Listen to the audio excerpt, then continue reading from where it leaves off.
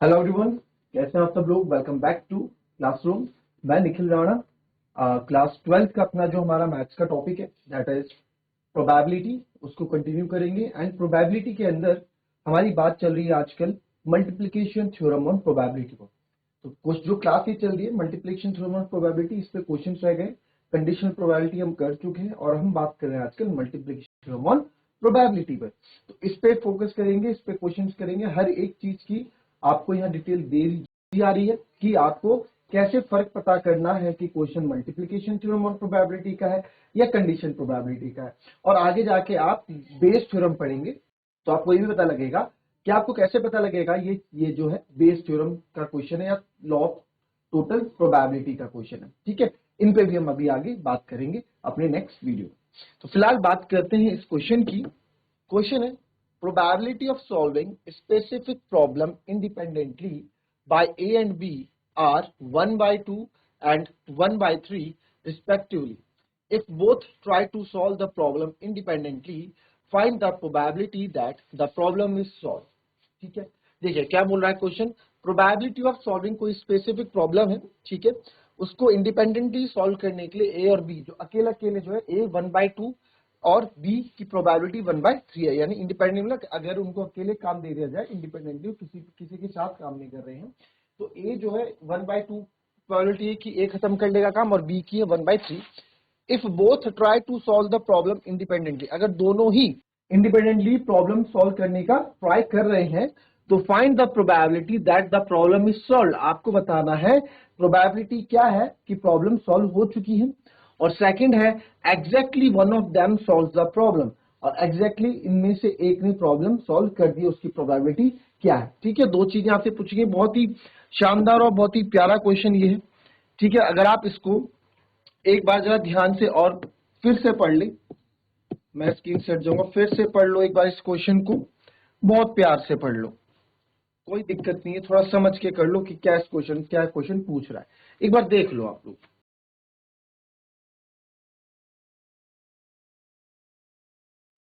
चलिए देख लिया क्वेश्चन, ठीक है।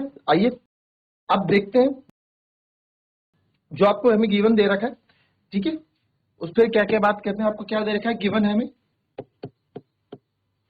ए and B are independent events.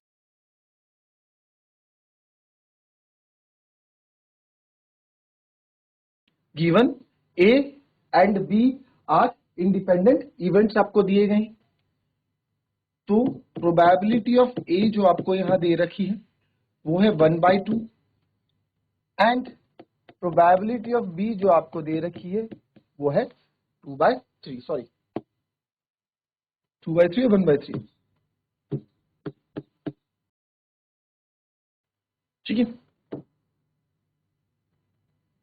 If both try to solve the, अब देखो यहाँ पे दोनों हमें देखो, हमारी पहली कंडीशन क्या है कि प्रॉब्लम सॉल्व होनी चाहिए। क्या है, प्रॉब्लम सॉल्व होनी चाहिए, है ना। चलो मैं ई इवेंट ले लेता हूं, यहाँ पे पहला पार्ट कर रहे हैं ना, पहला पार्ट कर रहे हैं ई बी द इवेंट। क्या इवेंट हम ले रहे हैं कि प्रॉब्लम इज सॉल्व।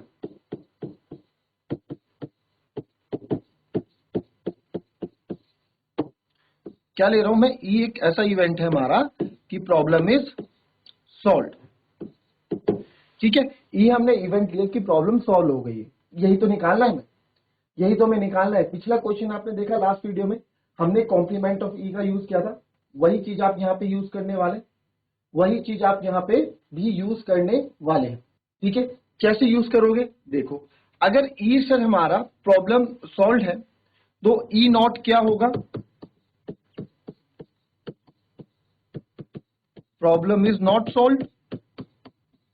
क्या होगा, प्रॉब्लम इज नॉट सॉल्व, यही होगा ना, प्रॉब्लम सॉल्व नहीं हुई। यानी कि आप ये भी लिख सकते हैं probability of neither A not B, ना ही ए कर पाया प्रॉब्लम सॉल्व, ना ही बी सॉल्व कर पाया प्रॉब्लम सॉल्व। तो ई नॉट है प्रॉब्लम इज नॉट सॉल्व, या P neither A, probability of neither A not B. मानते हैं इस बात को। तो अब आप देखो यहां से अगर मैं प्रोबेबिलिटी ऑफ ई निकालूं, अब मेरे को प्रोबेबिलिटी ऑफ ई चाहिए, तो उसके लिए आपको प्रॉब्लम इज नॉट सॉल्व यानी कि ई नॉट। तो प्रॉब्लम ये देखो, किसी भी काम को करने की ए की क्या प्रोबेबिलिटी है सर? 1/2। अच्छा, और उसी काम को ना करने की क्या हो जाएगी? ए नॉट क्या हो जाएगा? 1 - 1/2, यही होगा, जो कि फिर हमारा कितना आ जाएगा? सॉरी, हाँ 1/2 तो आएगा। ठीक है, प्रोबेबिलिटी ऑफ ए क्या होगी? ए नॉट 1/2। वैसे ही आपका प्रोबेबिलिटी ऑफ बी नॉट क्या हो जाएगा? बी कॉम्प्लीमेंट 1 - 1/3, तो ये कितना आएगा? 2/3। ये रीजन पता है ना क्यों कर रहे हैं हम? देख लो सर, क्योंकि बिकॉज किसी भी चीज के होने प्रोबेबिलिटी प्लस प्रोबेबिलिटी ऑफ उसके ना होने की प्रोबेबिलिटी का सम क्या रहता है? 1 रहता है। किसी भी चीज के होने की और उसके ना होने की प्रोबेबिलिटी का सम क्या रहता है सर? 1 रहता है, इसलिए हम ऐसा कर रहे हैं। ठीक है, तो probability of E plus probability of not E is equal to क्या होता है बच्चों? 1 होता है। आती है, आई ये बात समझ में आपको? कोई दिक्कत इसमें? किसी को कोई दिक्कत? आई डोंट थिंक सो किसी को कोई दिक्कत यहाँ पे रही होगी। तो ये हमारा 10th क्लास से या बेसिक में भी मैंने अभी जब हमने इंट्रोडक्शन पढ़ा था तो भी हमने चीज पढ़ ली थी। तो ये चीज हमको कायदे से इसके नीचे लिखनी चाहिए थी, तो यहां लिख देता हूं मैं, दूसरे पेन से लिख देता हूं फिलहाल ताकि कंफ्यूज ना हो। तो ए कॉम्प्लीमेंट क्या क्या है? वो भी 1/2 है, और बी हमें करके दिखाना था, ये 2/3 है। ठीक है, करके दिखाना, वो आपने वहां सॉल्व कर दिया, कोई बात नहीं, हम यहां लिख देते। तो प्रोबेबिलिटी ऑफ ई क्या हो जाएगा? आपको पता है probability of E plus probability of E not क्या होता है? 1 होता है। तो देयरफॉर प्रोबेबिलिटी ऑफ ई क्या हो जाएगा? 1 minus probability of E not, ये हो जाएगा। तो सर हमें प्रोबेबिलिटी ऑफ ई नॉट निकालना, ठीक है, ई नॉट या ई कॉम्प्लीमेंट भी आप इसको बोलते हैं। तो ई तो क्या है? 1 माइनस इसको बोलेंगे probability of neither solved by A या done by A nor by B. ये हुआ इसका मतलब। देखो ई इवेंट तो क्या हुआ कि प्रॉब्लम इज सॉल्व, और इसका हुआ नाइदर सॉल्व बाय, सॉल्व लिख दो, नाइदर सॉल्व बाय ए और नॉट बाय बी। कहने का मतलब है कि problem is not solve, problem हमारी सॉल्व हुई नहीं। ई क्या है? प्रॉब्लम सॉल्व हो गई। ई कॉम्प्लीमेंट क्या? प्रॉब्लम सॉल्व नहीं हुई, है ना। ई कॉम्प्लीमेंट क्या होता है? उसका उल्टा, रिवर्स, है ना। तो ये आपका हो गया। तो अब यहाँ पे प्रॉब्लम इज नॉट सॉल्व, तो यह आ जाएगा 1 minus probability of A not multiply by probability of B not, यही तो होगा। Problem solve by A not by B, दोनों से आपसे प्रॉब्लम सॉल्व नहीं हुई, तो दोनों से मतलब आपकी सर देखो, दोनों से प्रॉब्लम सॉल्व नहीं, मतलब सर प्रॉब्लम ना हमारी पी ए इंटरसेक्शन बी, और because both are independent event, दोनों ही इंडिपेंडेंट इवेंट है। ये देखो क्वेश्चन में इंडिपेंडेंट है, ठीक है, दोनों ही इंडिपेंडेंट है। तो आपको पता है कि sir probability of A intersection B या ए एंड बी जब इंडिपेंडेंट है तो क्या लिखते हैं? ऐसे ऐसे लिखते हैं ना। और इसके ऊपर ये है तो आप भी ऐसे और ऐसे कर दो, और यहाँ पे हमने कर दिया डायरेक्ट। चलो यही बता देता हूँ, है ना। यहाँ देखो इसको यही लिखना और कुछ नहीं करना।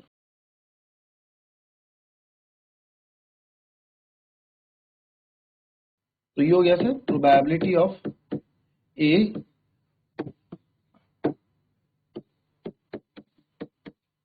Not multiply by probability of B not. आप लिख सकते हैं चाहे यहाँ पे लिखना चाहे, because A and B are independent event,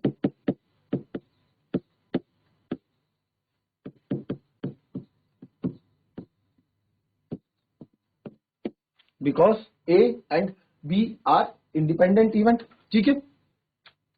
तो सर अब यहाँ पे बस लगा दो 1, बी ए नॉट क्या था? 1/2, और बी नॉट क्या था हमारे पास? 2/3। तो आप इसको जब करेंगे सॉल्व, तो 2 3 जा 6, या फिर उसे 2 कट गया, 1 माइनस 1/3, तो ये फाइनल आ जाएगा 2/3। तो प्रोबेबिलिटी ऑफ ई, यानी कि प्रॉब्लम सॉल्व होने की, कि प्रॉब्लम सॉल्व हो जाएगी, उसकी प्रोबेबिलिटी क्या है? 2/3 है। उसकी प्रोबेबिलिटी क्या है? 2/3 है। ठीक है, ये है बच्चों आपका पहला तरीका इसको सॉल्व करने का। अब बात करते हैं दूसरे तरीके से हम इसको कैसे सॉल्व कर सकते हैं। ठीक है, पहले मेथड 1 इसको आप लिख लो, फिर मेथड 2 पे बात करेंगे।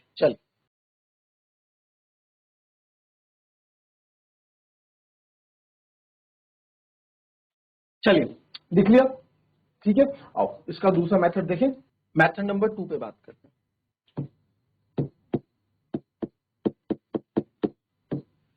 मेथड सेकंड, क्वेश्चन क्या पूछा है, ध्यान से देख लो, प्रॉब्लम इज सॉल्व।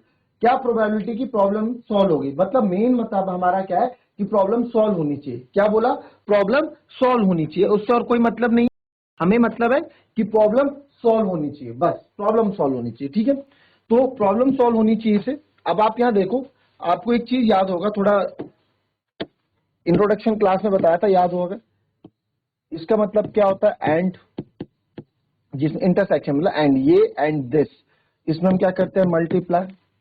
यूनियन जब होता है, यूनियन, ये क्या होता है, और, मतलब जिसमें आप प्लस करते हो, ऑप्शन होते हैं, या तो ये हो जाए और मतलब अथवा, और ऑप्शन या तो दिस या तो दिस, है ना, जो क्वेश्चन में आपके आता है, और बीच में दो क्वेश्चन कर लो, या तो ये कर लो या तो ये वाला क्वेश्चन कर लो। तो हमने माना प्रोबेबिलिटी, हमने ये माना कि भैया प्रॉब्लम सॉल्व होनी चाहिए ना, हमने बोला प्रोबेबिलिटी ऑफ ए, प्रॉब्लम इससे तो सॉल्व हो गई, बट एंड बी सॉल्व नहीं कर पाया। प्रॉब्लम सॉल्व होनी चाहिए, हमारा मेन फंडा क्या, प्रॉब्लम सॉल्व होनी चाहिए। किसने क्या ये नहीं बोला, किसने क्या ये नहीं बोला, मेन है प्रॉब्लम इज सॉल्व। तो मैंने बोला कि ए से प्रॉब्लम सॉल्व हो गई, इंटरसेक्शन बी से प्रॉब्लम सॉल्व नहीं हुई, या फिर प्रोबेबिलिटी ऑफ सर ए से नहीं हुई एंड बी से हो गई, है ना, या फिर ए से नहीं हुई और बी से हो गई, एंड मतलब बी से हो गई, या फिर और इस तरीके से भी हो सकता है कि, और इस तरीके से भी हो सकता है कि दोनों से ही सॉल्व हो गई, ए एंड बी, इंटरसेक्शन का मतलब एंड दोनों ने ही सॉल्व कर दी, ये भी हो सकता है। भाई हमें तो क्या चाहिए, हमें तो प्रॉब्लम सॉल्व चाहिए, बात खत्म। हमें क्या चाहिए, प्रॉब्लम सॉल्व चाहिए, बात खत्म, चाहे जो भी करो। ए ने हो गई, बी से नहीं हुई, कोई दिक्कत नहीं, ए से नहीं हुई, बी से हो गई, कोई दिक्कत नहीं, एटलीस्ट प्रॉब्लम तो सॉल्व हो गई। दूसरा देखो, तीसरा या तो ये केस हो सकता है दोनों से प्रॉब्लम सॉल्व हो गई, कोई दिक्कत। ठीक है, तो आप फटाफट यहाँ पे आप इसकी वैल्यू रख देंगे, दोनों इंडिपेंडेंट है तो खोल दो, probability of A into probability of B not, और का मतलब क्या होता है, प्लस प्रोबेबिलिटी ऑफ ए, अभी बताया इधर, इंटू प्रोबेबिलिटी ऑफ बी, और का मतलब plus probability of A into probability of B.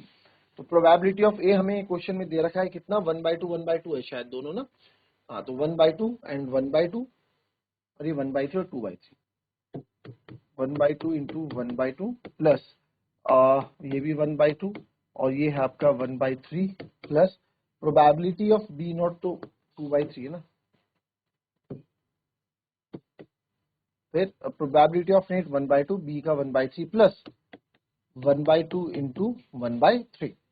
Solve करेंगे, अब यहाँ देखो जो जो कैंसिल हो रहा है फटाफट कैंसिल कर देते हैं हम, 2 से 2 कैंसिल, और तो बस सब सही है, फटाफट लिख देंगे, ये आ जाएगा 1/3 प्लस 1/6 प्लस 1/6, तो 1/3 प्लस 1/6 प्लस 1/6, तो ये हो गया आपका एलसीएम 6, 3 दूनी 6 प्लस 1 प्लस 1, तो 2 प्लस 3 प्लस 4/6, तो इसको आप कर दोगे 2 2 4, 2 3 6, यही आया ना, पीछे भी हमारा आंसर 2/3 आया था, तो 2/3 ही हमारा आंसर आया। आई बात समझे, तो सेम था, कोई दिक्कत, इस तरीके से भी आप इस क्वेश्चन को समझ सकते हैं। ये देख लेंगे एक बार, देख लो इसको।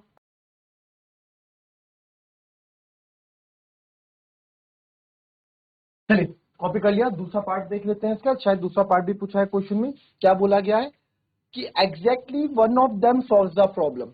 क्या probability, find the probability that exactly one of them solves the problem. तो ये मेरे ख्याल से आंसर आपको आता है, क्यों, क्योंकि हमने दूसरे पार्ट में सेम ऐसी तो किया था, exactly one of them solve the problem. कोई एक प्रॉब्लम सॉल्व कर दे, कोई एक, जरूरी नहीं है कोई एक प्रॉब्लम सॉल्व कर दे, exactly one of them solve the problem, तो बहुत ईजी है बच्चों, देखो यही तो है, यही तो बन रही condition, exactly one of them solve the problem. A यहाँ सॉल्व कर रहा है, बी नहीं कर पा रहा है, या फिर सर ए नहीं कर पाएगा, बी कर लेगा, exactly one of them solve the problem, यही तो है कंडीशन, है ना, या तो ये कर ले या तो वो कर ले, तो इसकी भी दो कंडीशन आपकी बनेगी, सेकंड पार्ट की भी क्या बनेगी सर, या तो आप बोल दो प्रोबेबिलिटी ऑफ ए, सेम वही लिखेंगे, एंड बी नॉट कर ले, प्लस, और लिख रहे थे ना आप, और भी लिख सकते हैं, या सर प्रोबेबिलिटी ऑफ ए नहीं कर पाएगा, बी कर लेगा, बस एग्जैक्टली वन ऑफ देम, दोनों में से कोई एक सॉल्व कर ले, बात खत्म। उसने इस चीज की प्रोबेबिलिटी पूछी, ये नहीं पूछी कि दोनों ही सॉल्व करने की, दोनों ही सॉल्व कर लेंगे उसकी प्रोबेबिलिटी नहीं पूछी, उसने बोला एग्जैक्टली वन ऑफ देम, आप बताओ।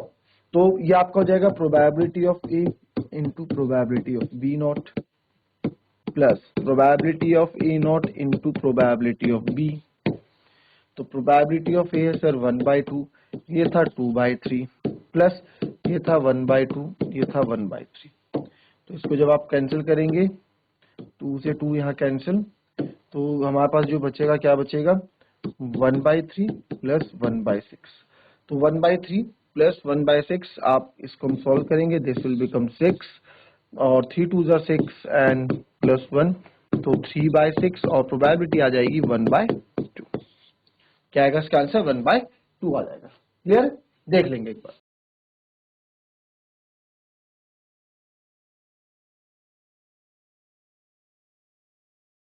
चलिए नेक्स्ट क्वेश्चन देखते हैं।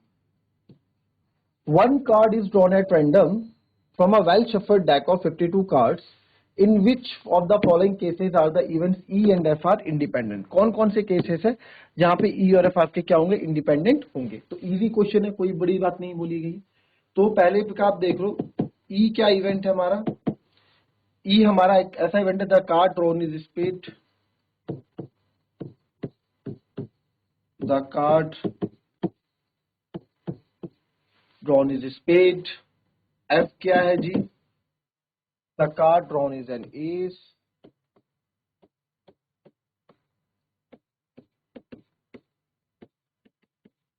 the card drawn is an ace। ठीक है, ये दो है सर हमारे, ये हमसे बोला गया। ठीक है, तो आपको पता है अगर ये इंडिपेंडेंट होंगे, समझ रहे हो, अगर ये इंडिपेंडेंट होंगे तो आपको पता है ना क्या होगी कंडीशन, और इंडिपेंडेंट के इनकी कंडीशन क्या होगी, probability of E into probability of F, यही तो होगी। Probability of E into probability of F आएगा, तो हम बोल सकते हैं कि हमारी इस कंडीशन को फॉलो करेगा। तो आप बोल सकते हो कि क्या है, इंडिपेंडेंट इवेंट आपका बन रहा है। तो इसके लिए आपको क्या करना पड़ेगा, इसके लिए सर हमें प्रोबेबिलिटी ऑफ ई निकालनी पड़ेगी। तो E the card drawn is spade, कितने स्पेड होते हैं, कितने स्पेड होते हैं, आपको कार्ड का फोकस, कार्ड का पूरा पता है। अगर कार्ड नहीं पता तो मैं यहाँ कार्ड समझा दूंगा, अगर कार्ड आता है तो अच्छी बात है। कितने पत्ते होते हैं स्पेड के, 13। अच्छा, सबसे पहले ये होता है, चलो यहाँ से शुरू कर लेते हैं इस तरफ, है ना।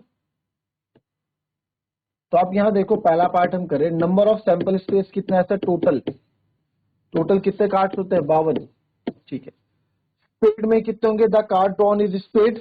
ठीक है, कार्ड ड्रॉन इज स्पेड में कितने होंगे, तो E event number of elements in E कितना होगा जी आपका, the card drawn spade, sir 13 पत्ते होते हैं स्पेड के। ठीक है, the card drawn is an ace, ace मतलब क्या होता है, इक्का। तो कार्ड ड्रॉन इज एस, कितने एस होंगे, 4 एस होंगे भाई, एक स्पेड का होगा, एक क्लब का होगा, एक हार्ट का होगा, एक डायमंड का होगा। ठीक है, तो ये आपका ये हो गया। ठीक है, नाउ प्रोबेबिलिटी ऑफ ई क्या हो जाएगी सर, 13/52 यानी कि 1/4। वैसे ही प्रोबेबिलिटी ऑफ एफ क्या हो जाएगा सर, 4/52 यानी कि 1/13, है ना। और मेरे को ई इंटरसेक्शन एफ भी चाहिए, तो सर ई इंटरसेक्शन एफ में आप देखो, ई इंटरसेक्शन में आप देखो, अच्छा ई इंटरसेक्शन एफ क्या होगा, अब देखो आप, वहां स्पेड के पत्ते और यहाँ चारों क्या है, इक्के हैं, तो एक इक्का स्पेड का भी होगा, तो यानी कि number of element in E intersection F, आप चाहें तो ई इंटरसेक्शन एफ में मैं बताऊंगा क्या होगा, एस ऑफ स्पेड क्या होगा, दोनों के अंदर कॉमन होगा। तो number of elements in E intersection F क्या आ जाएगा, 1/52 आ जाएगा। सॉरी, ये तो प्रोबेबिलिटी, ये 1 आ गया, तो probability of E intersection F क्या आ जाएगा, 1/52 आ जाएगा, है ना। Number of elements in E intersection F is 1 और प्रोबेबिलिटी कितनी चाहिए, 1/52। ठीक है, तो देयरफॉर इस कंडीशन में लगा के देखेंगे, नाउ देयरफॉर आप नाउ या फिर कुछ P probability of E intersection F equals to probability into probability of F, ये हमारे पास 1/52 आया, और प्रोबेबिलिटी ऑफ ई हमारे पास था 1/4 और वो है 1/30, 1/4 इंटू 1/30। तो 1/52 इज इक्वल्स टू 1/52। तो because left hand side equals to right hand side, ये भी लिख सकते हैं, या फिर बिकॉज इट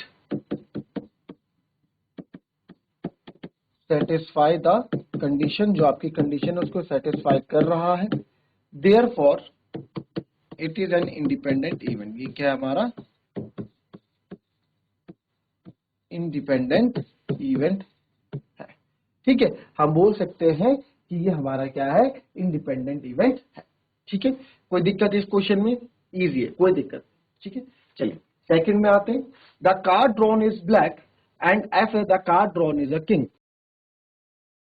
ठीक है, ई इवेंट क्या बोला? The card drawn is black. चलो, इन्होंने बोला है कि ई इवेंट है। अब ये सब हमें देखो,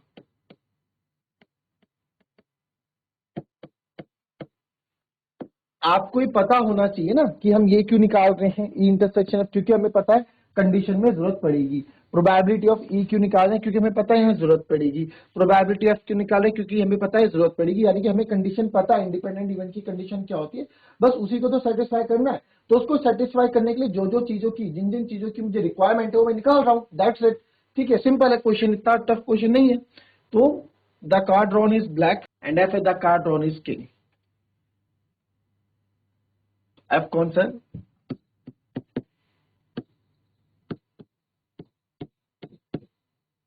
the card drawn is king. ठीक है, the card drawn is black. Black कितने होते हैं बच्चों? नंबर ऑफ एलिमेंट्स इन ये कितना हो जाएगा? 13 पेड़ के ब्लैक होते हैं और 13 क्लब के, ना, चिड़िया और हुक्म जिसको आप बोलते हैं। तो 13 + 13 यानी कि 26। और number of elements in F, F king, कितने बादशाह होते हैं? 4 बादशाह होते हैं, है ना। एक एक स्पेड का, एक क्लब का, एक डायमंड का, एक हार्ट का। तो कितने होते हैं सर? 4 आपके यहाँ पे किंग हो गए। ठीक है, ओके। तो प्रोबेबिलिटी ऑफ ई क्या हो गई सर? प्रोबेबिलिटी ऑफ ई, तो प्रोबेबिलिटी ऑफ ई हो गई 26/52, यानी कि जिसको आप 1/2 बोलेंगे। और प्रोबेबिलिटी ऑफ एफ कितना हो गया? ये हो गया 4/52, जिसको मैं 1/13 बोलूंगा।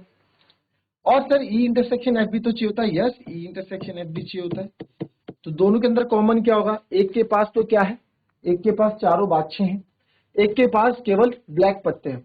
तो ब्लैक पत्ते में ब्लैक पत्तों का बादशाह भी होगा, एक स्पेड का होगा। भाई दोनों ब्लैक पत्ते हैं ना, इनके पास क्या है? इनके पास ब्लैक पत्ते हैं। ब्लैक किसके किसके होते हैं? स्पेड के और क्लब के। अब स्पेड के पास अपना किंग होगा, इसके पास भी अपना किंग होगा। सब पे किंग तो अपने अपने होते हैं, है ना। ये स्पेड का मालिक है, क्लब का मालिक है, तो इसके अपने अपने किंग सबके पास होते हैं। तो इसके पास the card drawn is king, वो किंग आना चाहिए। तो नंबर ऑफ एलिमेंट्स, किंग के टोटल एलिमेंट्स कितने? 4। तो उसमें से 2 किंग यानी कि कॉमन हो गए। The card drawn is king, है ना। एफ क्या है? एफ के पास चारों किंग है, एफ के पास चारों किंग है। ठीक है, इसके पास स्पेड का भी है, इसके पास क्लब का भी है, इसके पास डायमंड का भी है, इसके पास हार्ट का भी है। तो इन दो में कॉमन क्या है? स्पेड और क्लब। लिखना चाहे तो लिख सकते हैं, king of spade and club.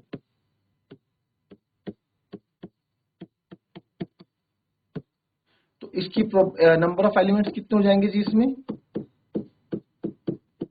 Sir 2। Probability क्या हो जाएगी जी इसकी? 2/52, यानी कि सर 1/26। ओके, नाउ चलते हैं कंडीशन के पास अपनी। ये हम सेकंड पार्ट कर रहे हैं ना। नाउ यहां कर देते हैं, या नाउ वी नो दैट, या बिकॉज वी नो दैट, या आप लिखो देयर फॉर, कुछ भी अपनी लैंग्वेज अपने अकॉर्डिंग आप कर सकते हैं। Because probability of E intersection F is equal to probability of E into probability of E intersection F हमारा 1/26 आया, और ये हमारा 1/2 आया, और सर ये हमारा 1/13 आया। तो जब इसको हम करेंगे 1/26 इक्वल टू 1/26, तो बस because left hand side equals to right hand side, या फिर it satisfies the given condition, it satisfy the condition of independent event, ये भी लिख सकते हैं, it satisfy the condition of independent event, ये लिख लेना, मैं आधा लिख रहा हूं, in it condition of independent event, therefore it is independent event. ठीक है, ये आप पूरा लिखना, देयरफॉर इट सेटिस्फाई द, इतना लिख सकते हैं, because LHS equals to RHS, therefore it is independent event, it is independent event, ये लिख सकते हैं आप, या फिर दूसरा लिख सकते हैं, because therefore it satisfy the condition of independent event, ये भी लिख सकते हैं। ठीक है, कोई दिक्कत नहीं, दोनों सेम। चलिए थर्ड पार्ट पे भी था इसका, शायद थर्ड पार्ट भी था, थर्ड पार्ट देख लो, the card drawn is king और क्वीन, द कार्ड ड्रॉन हमने क्या किया, या तो किंग और क्वीन, और the card drawn is a queen और जैक। चलो जरा फटाफट इसका सैंपल स्पेस बना दो, इसको शॉर्ट में बताऊंगा मैं, इसको करोगे आप शॉर्ट में बताऊंगा, होमवर्क के लिए करोगे आप, ट्राई करेंगे, चलो यही बात, यही पे आ जाएगा, फटाफट करो। देखो यहाँ पे the card drawn is king और क्वीन, और का मतलब क्या बताया था सर, और का मतलब आपने ऐड होना बताया था, तो कार्ड ड्रॉन इज किंग और क्वीन, जो आप लिख लेना, मैं डायरेक्ट बताऊं, कार्ड ड्रॉन इज किंग और क्वीन, यानी 4 किंग होंगे 4 क्वीन होंगे, तो कितने हो गए 8, तो इसकी प्रोबेबिलिटी क्या होगी 8/52। ठीक है, फिर the card drawn is queen और जैक, एफ का क्या है, कार्ड ड्रॉन इज क्वीन और जैक, तो सर क्वीन भी 4 होती है, जैक भी 4 होते हैं, तो 8, तो इसकी भी प्रोबेबिलिटी हो गई एफ की 8/52। कोई दिक्कत, कोई दिक्कत, ठीक है। अब ई इंटरसेक्शन एफ भी मेरे को यहाँ चाहिए, ई इंटरसेक्शन एफ भी चाहिए, आप करोगे, मैं आपको बस ऐसे बता रहा हूँ रफली। The card drawn is king और क्वीन, और the card drawn is queen और जैक, तो आप देख रहे क्वीन इसके पास भी है, क्वीन इसके पास भी है ना, तो कितनी क्वीन होंगी सर, 2 क्वीन होंगी, है ना, क्वीन 4 होती है टोटल, क्वीन कितनी होती है टोटल, 4 क्वीन होती है, और यहाँ भी the card drawn is queen of jack, तो ई इंटरसेक्शन एफ में कितने एलिमेंट्स आएंगे 4, तो प्रोबेबिलिटी क्या हो जाएगी सर, इसकी प्रोबेबिलिटी हो जाएगी 4/52। तो अब आप इसको मल्टीप्लाई करके देखो, पी इधर, इधर मैं क्या रखूंगा, इधर रखता हूं 4/52, इधर आपका 8/52 इंटू 8/52, तो आप देखोगे 4/52, 8 8 64/52, ये इसके इक्वल नहीं आएगा, है ना, आप करके देख लेना, उसके इक्वल नहीं आएगा, तो लिख सकते हो, बिकॉज, तो therefore left hand side equals to, left hand side is not equals to right hand side, इस तरह से लिखेंगे, तो because left hand side is not equals to right hand side, therefore it is not independent event, या फिर आप लिखेंगे because it doesn't satisfy the condition of independent event, बस इतना लिख के छोड़ देंगे, because it doesn't satisfy the condition of independent event, therefore it is not an independent event, इस तरह से आप लिख सकते हैं। ठीक है, तो थर्ड पार्ट का एक रफली आइडिया फटाफट मैंने आपको यहाँ दे दिया, और चाहता हूं इसको आप फेयरली करके ले आओ, कोई दिक्कत होगी तो कल नेक्स्ट वीडियो में आप पूछ सकते हैं, कमेंट के थ्रू आप पूछ सकते हैं। क्लियर, तो मिलेंगे आपसे नेक्स्ट वीडियो में, और कोशिश करेंगे कि नेक्स्ट वीडियो में हम इस मल्टीप्लीकेशन थ्योरम ऑन प्रोबेबिलिटी को फिनिश कर दें, और हम बेस थ्योरम की तरफ बढ़ जाए। तो मिलते हैं आपसे नेक्स्ट वीडियो में, तब तक के लिए be happy, be healthy and be safe, thank you and have a nice day.